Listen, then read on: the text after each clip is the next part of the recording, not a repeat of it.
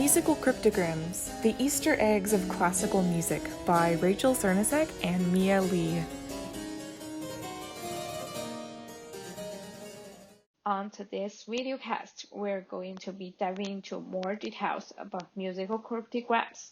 If you recall from our podcast episode from September 10th, we can define a musical cryptogram as a secret message or code written into a piece of music using a code system. Some examples of code systems include using letters as node names. For example, letter A equals an A natural pitch, letter B equals a B natural pitch, etc. And using musical solfege as a code.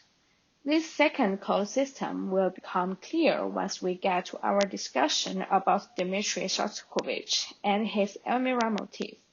But before we get to Shostakovich, let's talk about J.S. Bach.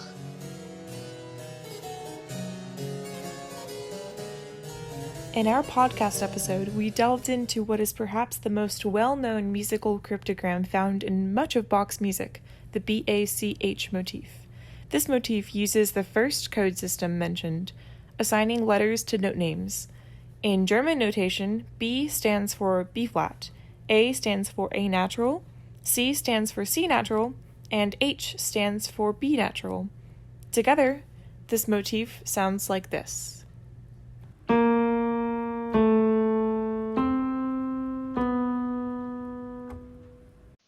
A second motif prevalent in much of Bach's music is the SDG motif, also known as the Soli Gloria motif. J.S. Bach was a very religious man and wrote much of his music in the Lutheran Church music traditionals, such as chorals, many of which he harmonized and included in his granted cantatas and other works. The phrase Soli Gloria, which is Latin for glory to one God, was commonly used by Lutheran artists and creators to proclaim that the work was produced for the sake of praising God. For J.S. Bach, he crafted a musical motif that spelled out an acronym SDG to stand for the phrase Soli Gloria. In German musical notation, S stands for E-flat, D stands for D natural, and G stands for G natural. Together, the SDG motif sounds like this.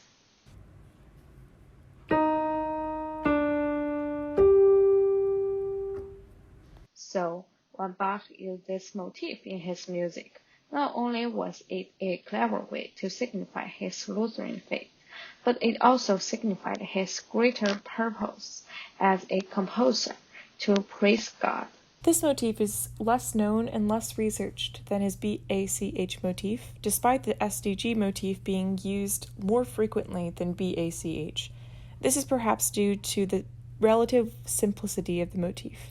The intervals of a half step between the E-flat and D, and then a perfect fourth between the D and G, make this motif very easy to interject into any musical line of Bach's works, and thus is less discernible to the ear, unlike the unique BACH motif, which is very discernible to the ear.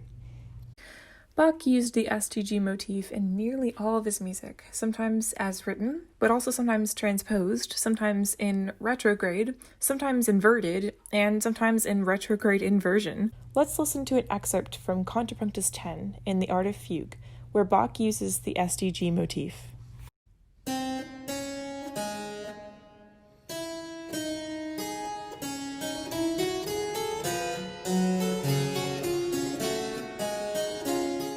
Let's talk about the subject of this fugue. These two measures show the subject of the fugue. The first measure is an inversion of the SDG motif we talked about before. It has a minor second and then a perfect fourth interval, just inverted. The second measure is the transposition of the original SDG. Together, these definitely signify an SDG motif, just inverted and then transposed. Because the subject of this fugue is so obviously reminiscent of the SDG motif heard in his other music, some scholars refer to this fugue as the Soli Deo Gloria fugue. This begs the question, was every instance of the SDG motif in Bach's music purposeful? Or is it possible that sometimes it occurred randomly in his composition process in the flow of the music, because the motif is so simple? Some scholars believe that Bach wrote every SDG motif on purpose, and some believe otherwise. We don't know for sure, but given what we do know about Bach's musical brilliance and devotion to God, it wouldn't be too much of a stretch to hypothesize that each SDG motif in his works was purposefully written. Have you ever wondered if Bach ever tried to use both his BACH motif and his SDG motif at the same time? The answer is yes. In Bach's Contrapunctus 8 in the Art of Fugue, he includes both motifs in measures 44 to 45.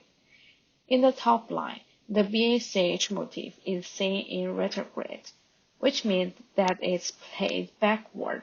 Instead of B flat, A, C, B natural, we hear B natural, C, A, B flat. In the music, it's used in a sequential pattern with the C natural repeating and the B flat repeating. At the same time, in the bass part, we see the SDG motif at the end of the bar 44 and the beginning of the bar 45. Together, those two measures sound like this.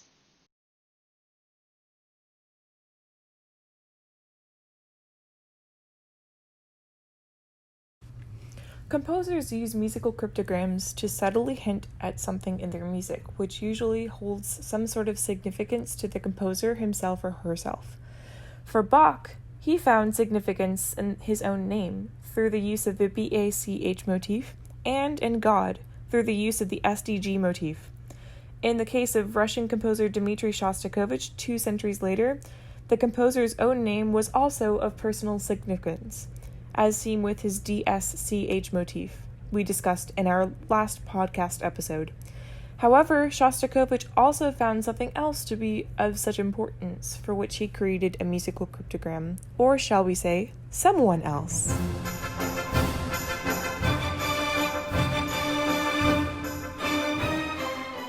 Elmira Nazarova was a pianist and composer of Azerbaijani origin. She was one of Shostakovich's peers, friends, and rumored to be lovers. They met in Moscow in 1947 and became great acquaintances. They reportedly spent time together taking long walks, listening to the music of Beethoven, and exchanging creative ideas. They exchanged many letters, many of which may have been romantic in nature, although Elmira was already married to someone else. Regardless of whether rumors or speculation of their romantic involvements were true, Elmira and Dmitri were very close friends and shared an intellectual intimacy and bond like no other. Shostakovich wrote his 10th Symphony in 1953, just months after the death of Soviet dictator Joseph Stalin.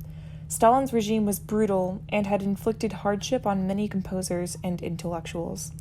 Shostakovich revealed in his letters to Elmira that he was suffering greatly under the Communist Party's decrees, which censored and blacklisted him. The party was critical of Shostakovich's use of dissonance and other elements of formalism in his symphonic music. After Stalin's death, Shostakovich's career was no longer as threatened, and he incorporated his emotional and psychological response to his hardship and depression in his new symphony, which can be heard especially in the chaotic, bombastic second movement and the mocking, somewhat sardonic-sounding third movement. However, despite the negativity wrought by Stalin's regime, Shostakovich was greatly inspired by his former pupil, Elmira. In the third movement of Shostakovich's Symphony No. 10, you will hear a mournful French horn solo.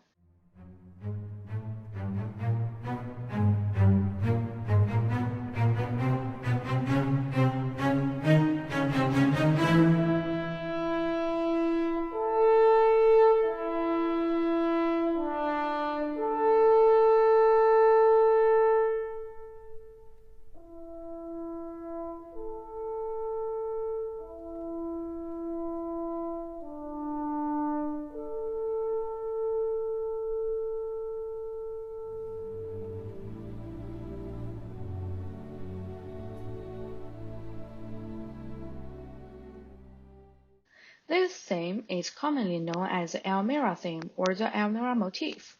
This theme has the pitches B, E, B, A, E. Spelled one perfect fifth lower, these pitches become E, A, E, D, A. Shostakovich used the letters of Elmira Nazarova's first name to create this cryptogram. E for E natural, LA as suffix La for A natural, MI as suffix Mi for E natural, and R to signify suffix Re for D natural, and lastly A for A natural. Thus, the notes spell out E, La, Mi, Re, A, becoming Elmira. Combined with the famous DSCH motif, we can clearly see and hear how Shostakovich incorporated both Elmira's and his own name in his symphony. Let's hear it in the context of Shostakovich's Symphony No. 10.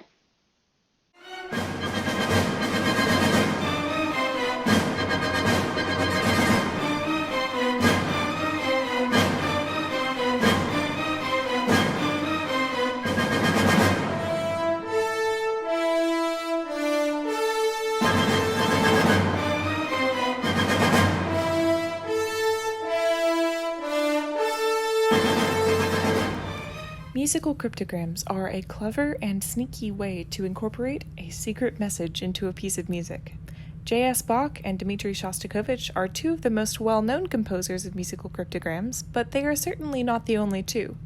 Other examples of musical cryptograms include Robert Schumann's SCHA cryptogram in Carnival Opus 9 to represent his own name, Bela Bartok's BABA motif, and John Cage's CAGE motif. Many composers incorporated these names, be it their own or the name of a loved one or a revered inspiration, into their works, but some even used more complicated systems of codes to send messages in their music. For example, in the 20th century, members of the Les Six, such as Arthur Honegger and Darius Milhaud, used various ciphering techniques in their musical compositions to exchange letters. Regardless of the motivation behind these musical cryptograms, from the earliest music to the most recent, composers across history have figured out ways to write secret messages into their music.